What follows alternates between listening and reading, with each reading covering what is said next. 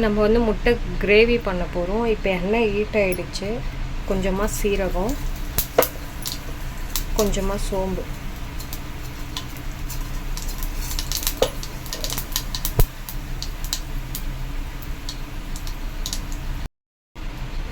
சோம்பு போட்டோம். இதுக்கப்புறம் பார்த்திங்கன்னா வெங்காயம் போடுறோம். இது வந்து முட்டை கிரேவிக்கு தேவையான மசாலா அரைக்க போகிறோம், அதுக்காக ரெடி பண்ணுறோம்.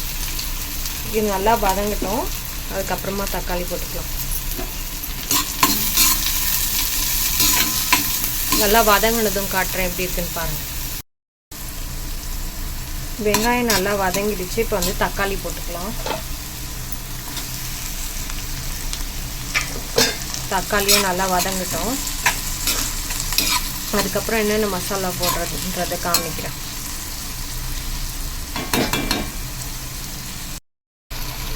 தக்காளியும் வெங்காயம் நல்லா வதங்கிடுச்சு. இப்போ பார்த்திங்கன்னா நம்ம வந்து மசாலா சேர்க்க போகிறோம்.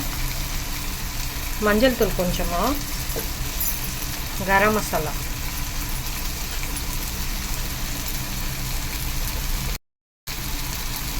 காரத்துக்கு ஏற்ற மாதிரி நம்ம வந்து மிளகாத்தூள் போட்டுக்கலாம். போட்டு நல்லா வதக்கிக்கலாம். இப்போ வந்து நம்ம இது ஆறுனதும் அரைச்சி எடுக்க போகிறோம். அரைச்சிட்டு எப்படி பண்ணுறதுன்னு காமிக்கிறேன்.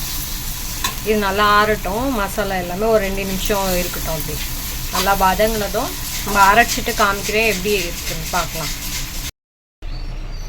நம்ம வந்து மசாலா அரைச்சி எடுத்துட்டோம். இப்போ எப்படி பண்ணுறதுன்னு பார்க்கலாம். நான் வந்து கடாயில் எண்ணெய் ஊற்றிருக்கேன். எண்ணெய் நல்லா ஹீட் ஆகட்டும். ஹீட் ஆனதுக்கப்புறம் என்னென்ன போடுறது காமிக்கிறேன். எண்ணெய் நல்லா ஹீட் ஆகிடுச்சு. சின்னதாக ஒரு பட்டை, ஒரு கிராம்பு, ஒரு இலை போடுறேன். அவ்வளோதான். அதுக்கப்புறம் பார்த்திங்கன்னா கருவேப்பிலை போடுறேன்.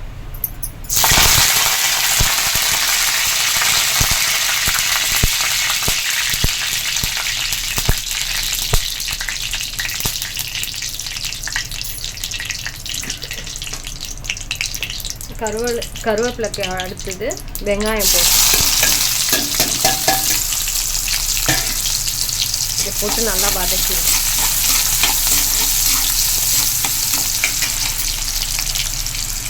இது கூடவே ஒரு பச்சை மிளகாய் போடுறேன். கீரின பச்சை மிளகாய். வெங்காயம் நல்லா வதங்கட்டும். அதுக்கப்புறம் காமிக்கிறேன். வெங்காயம் வதங்கணும். கொஞ்சமாக வந்து நான் இஞ்சி பூண்டு பேஸ்ட்டு போட்டுக்கிறேன். நான் அரைச்சி போடலை, கடையில் வாங்கி அப்படியே பேக்கெட்டில் வந்து யூஸ் பண்ணுறேன். உங்களுக்கு வேணும்னா நீங்கள் அரைச்சி கூட யூஸ் பண்ணிக்கலாம். இப்போ இந்த இஞ்சி பூண்டு பேஸ்ட் வந்து நல்லா வதங்கட்டும். அந்த பச்சை ஸ்மெல்லாம் போகட்டும். பச்சை ஸ்மெல்லாம் நல்லா போயிடுச்சு. இப்போ அரைச்சி வச்ச பேஸ்ட்டை ஊற்றிக்கலாம். நம்ம வெங்காயம் தக்காளி எல்லாம் வதக்கிட்டு அரைச்சோம்ல, அந்த பேஸ்ட்டை ஊற்றிக்கலாம். ஊற்றிட்டு இது ஒரு 2 நிமிஷம் நல்லா வதங்கட்டும். இப்போ வந்து நம்ம எந்த அளவுக்கு தண்ணி தேவையோ நம்மளுக்கு நம்ம ஊற்றிக்கலாம். நான் வந்து சப்பாத்திக்கு பண்ணுறேன், அதனால் கொஞ்சமாக தண்ணி ஊற்றிக்கிறேன்.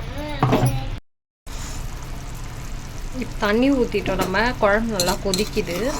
கொஞ்சம் கொதிக்கிட்டோம். அதுக்கப்புறம் வந்து நம்ம முட்டையை உடச்சி ஊற்றிக்கலாம். இப்போ வந்து நான் ஆல்ரெடி வெங்காயம் தக்காளி வதக்கும் போதே உப்பு போட்டுட்டேன். இப்போ உங்களுக்கு தேவைன்னா உப்பு போட்டுக்கோங்க. நான் போடும்போது உங்கள்கிட்ட சொல்லலை, ஆனால் நான் உப்பு போட்டு தான் வதக்குனேன்.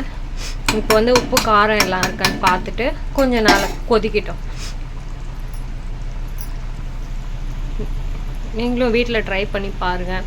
ட்ரை பண்ணி பார்த்துட்டு கமெண்ட் பாக்ஸில் கமெண்ட் பண்ணுங்கள். நம்மளோட சேனலுக்கு வந்து சப்போர்ட் பண்ணுங்கள், சப்ஸ்கிரைப் பண்ணுங்கள், ஷேர் பண்ணுங்கள், கமெண்ட் பண்ணுங்கள்.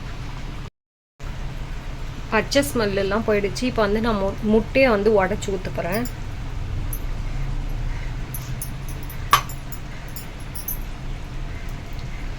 நான் வந்து 2 முட்டை உடச்சி ஊற்றிருக்கேன்.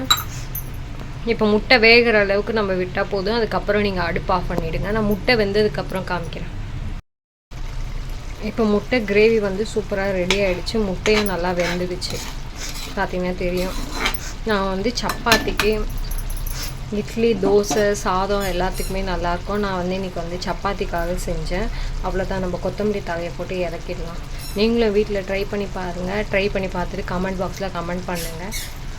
சப்ஸ்கிரைப் பண்ணாதவங்க சப்ஸ்கிரைப் பண்ணுங்கள். தேங்க்யூ.